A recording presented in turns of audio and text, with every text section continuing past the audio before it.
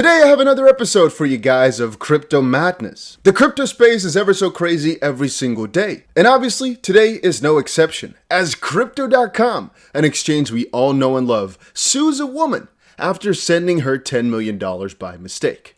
So probably nobody is sleeping well. I mean, if we're talking lawsuit, ain't nobody sleeping well. You guys all know it. No, before we move on though, guys, welcome back to the channel. Hey guys, I'm Dusty. That intro was very strange. But yeah, today we have a couple of cool pieces to cover, one of those being this right here. Crypto.com suing a woman after sending her such a huge amount of money. Apparently, the woman asked for $100, worth of a refund from crypto trading platform, but apparently received 10.5 million. Can't imagine, all right? I can't imagine what will go through your brain if you just, you ask for $100, you get $10 million in your account. Could you imagine that? And then went on a spending spree, according to reports, kind of rightfully so. I mean, if somebody all of a sudden sends me $10.5 million, I'm not going to look at them and ask them, hey, what's up? Then again, it depends kind of on how long this took, and how fast she was in acting or whatnot. Two sisters in Melbourne, Australia are now being chased by the courts after going on a spending spree with cash. A Crypto.com representative confirmed that the matter is currently before the courts and would not comment further, which is logical. It's kind of confusing, but apparently she used her Visa, Crypto.com Visa card, I think at least, and she asked for a $100 refund because of a purchase, I'm assuming. But apparently the exchange, by accident, sent her a lot of money, $10.5 million, and she went on a crazy buying spree, buying a $1.35 million home, and apparently she's also alleged to transfer $10.1 million into a joint account following the error. Let me know down below what you would do if you got $10 million all of a sudden in your bank account. Or maybe don't, because maybe the IRS is watching you. Now, there was also a Quora that I saw a little bit earlier. Let me see if I can actually find it somewhere. After a little bit of digging, of course, I have found it. And the question was, I received 68 Bitcoin from a random address. What should I do? Call the police? And the answer right here is do nothing, wait 3 years and then enjoy the money. Because regardless of what you do, it's probably stolen money in some way, shape, or form. Sending it back ain't gonna help nobody, and giving it to the police probably ain't gonna help nobody either. They're also saying the thief will never report it stolen anyway, if again it's stolen money. Then again, this is just for, for kind of a hypothesis sake, what would I do? At the end of the day, I've actually had this once, and I sent the money back, but that was because it's a small amount of money, and we're talking nearly a decade ago. But I think if all of a sudden you were to, for example, receive $1 million, this whole scenario becomes rather difficult, rather clouded. In the same sense, her receiving $10 million, again, I think most people understand that she just went completely crazy, again, depending on how long it took. This article, yet again, though, recommends to wait a couple of years. You take it off, yada, yada. But it's different when it's, of course, in your exchange account, as she had to do something with it. Otherwise, they just would have transferred it back. But she probably took it out instantly, which to me is also kind of strange. You would think a lot of alarm bells would have rang at that exact point, but okay. There's, however, another hit piece out today that I think you guys will enjoy. Take a look at this. Tether, which we all know from USDT. If you're not aware, in the crypto space, if you want to transact, very often you use a stablecoin, which is a currency like the dollar, but crypto-like. So it's pegged to the dollar, it's one-to-one, but in a crypto realm. It's called, in this case, USDT for US dollar Tether. Now, the company behind that, I've had a lot of criticism over the last couple of years, as a lot of people are calling out their backings as fraudulent or something of the sort. Again, a lot of allegations. But right now, take a look at this. Tether hits out at the Wall Street Journal, accuses the publication of having an agenda regarding the company reserves. Tether accuses WSJ of drawing unfounded conclusions around its reserve backing and business profitability. The collapse of Terra USD stablecoin in May prompted greater scrutiny of issuers' reserves, and Tether has previously settled with both the CFTC and the New York Attorney General without admitting or denying allegations surrounding transparency.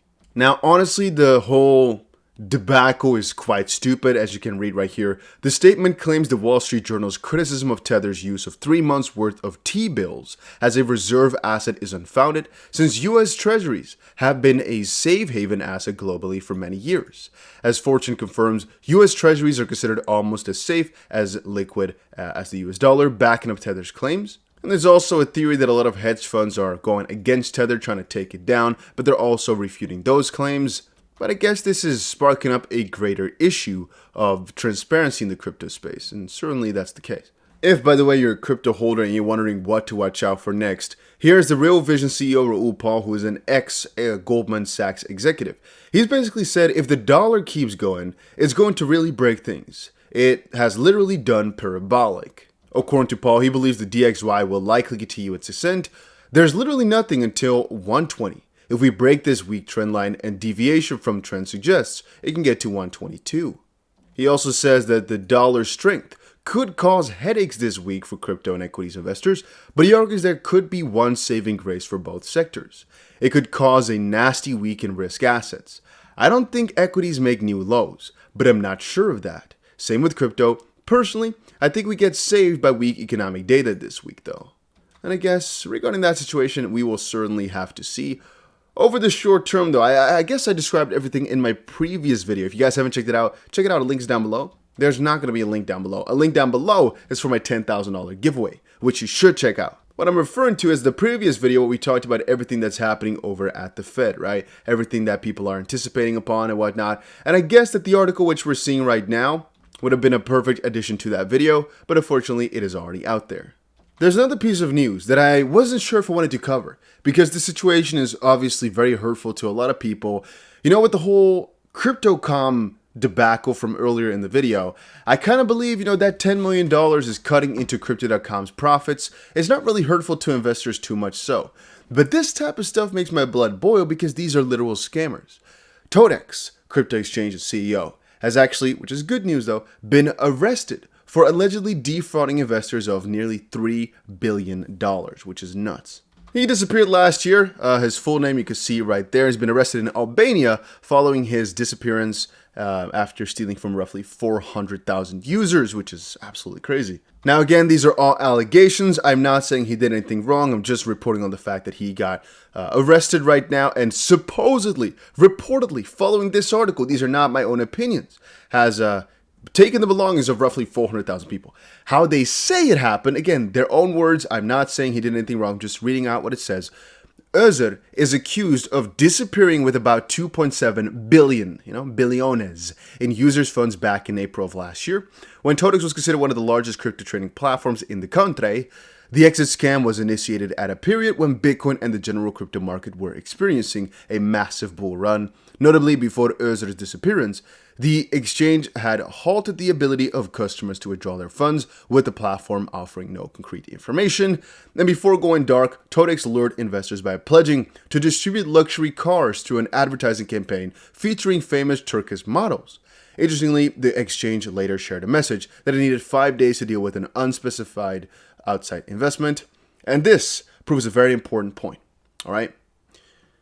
Don't trust very beautiful cars or models if they're taking the money from you, I guess. Regarding the rest, I don't want to dive too deep into it purely because these is all still in the beginning phases, right? There's been an allegation against him. He ran off. They caught him right now, which is mind-boggling to me as well. I'm already amazed that actually happened this manner. I don't want to talk about what exactly I expected would have happened to him, but usually that's what they do, on paper, it seems. Now, Reddit co-founder, another piece, because we have a lot of different crypto news. I didn't know what video to place this in. I thought let's make a little video of all the random miscellaneous crypto news that no other video of mine is really meant for. Reddit co-founders VC fund to invest 177 mils into the crypto sector as everything is on sale. It's actually only the idea that counts here, putting a lot of money into crypto right now. A lot of big exchanges are doing the exact same thing. And even though obviously he has a lot more money than many people can ever dream of going for, he's actually raising a ton of money. He's trying to acquire this money to then invest back into the space. That's actually, I believe, his first real direct investment into the crypto space, that is. There's another couple of points that become clear though. This is an idea that a lot of people have right now that a lot of people are not working out properly yet. To explain, so many major fund managers, like for example BlackRock, the biggest asset managers in the world, are getting into crypto right now as we speak. They're allowing for their investors or institutional clients to purchase crypto, and they're building those rails. These guys know as well that things are cheap right now and things will eventually get better. If you're still in this mindset, you still have this idea of maybe things are going to get way worse. That's completely fine. But think about it from the upside perspective of, hey, worst case scenario, we going down 50% more. Or let's say we go down 99%, we go down 100%, whatever. Best case scenario, we go 1000x. Regardless of where you purchased, your 1000x will always offset whatever loss you could have made, in my own opinion. Meaning, I'd rather just buy continuously and lower my way down as I buy more and more and more, instead of trying to sell these small little tips and whatnot, as everything that we're witnessing right now is cheap. We're basically back to prices we've seen a couple of years ago. And to me, that's a blessing in disguise. If I knew, for example, in 2020, or let's say, if I knew in 2020 that things would certainly get back up there, which I knew in the back of my head, but there was always this lingering fear. There's always this fear of, okay, maybe it's going to take another couple of years. I would have put my entire bankroll, everything at that moment, just snapping up all the Bitcoin I could. But you know what? I had some goals of how many cryptos I wanted to have, and I was working my way towards them very slowly. But then before I knew it, Bitcoin was back at an all-time high. It went from $3,000 to almost $70,000 in the blink of an eye. It's going to happen yet again. Time is just going to roll by. You know, we're already in a little downtrend for, I don't know, like it feels like almost a year now, but it's been at least half a year, right? Let's just say for like at least 4 or 5 months. Before you know it, it's been a year. And before you know it, crypto's all of a sudden just trending upwards piece by piece again. It's still going to look like a bear run, but it's going to go upwards piece by piece. And you'll be sad that you didn't buy it. And a lot of these guys know it, which is why they're trying to invest and go crazy on it right now. Even though you might think, oh, but a recession is going to take this down lower. We don't know exactly what a recession is going to do. And still, relatively, things are pretty cheap if you ask me.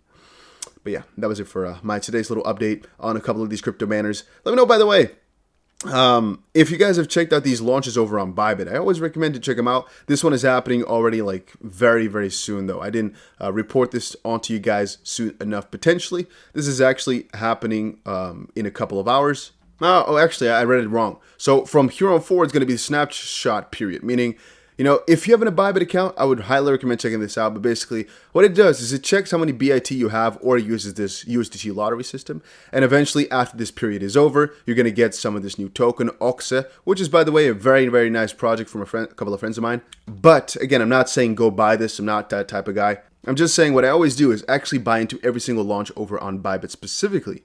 And what I basically do is just put my BIT, stake it there basically in the subscription model.